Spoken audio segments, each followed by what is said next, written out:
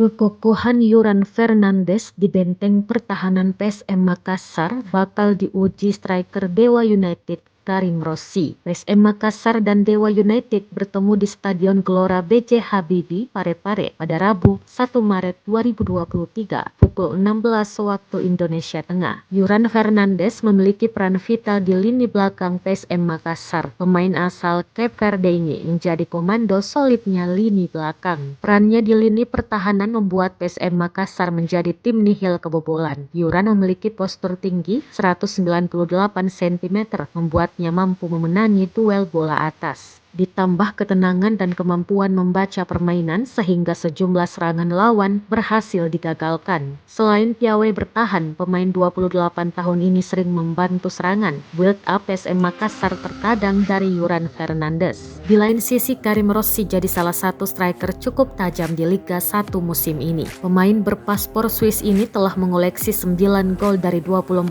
penampilan. Dia sangat efektif dalam bermain, pandai mencari posisi serta kaki dan kepalanya sama bagusnya. Karim Rossi tentu punya ambisi untuk membobol gawang PSM Makassar, apalagi di pertemuan pertama dia tidak bisa tampil lantaran akumulasi kartu. Menarik dinanti jalannya laga PSM Makassar dan Dewa United.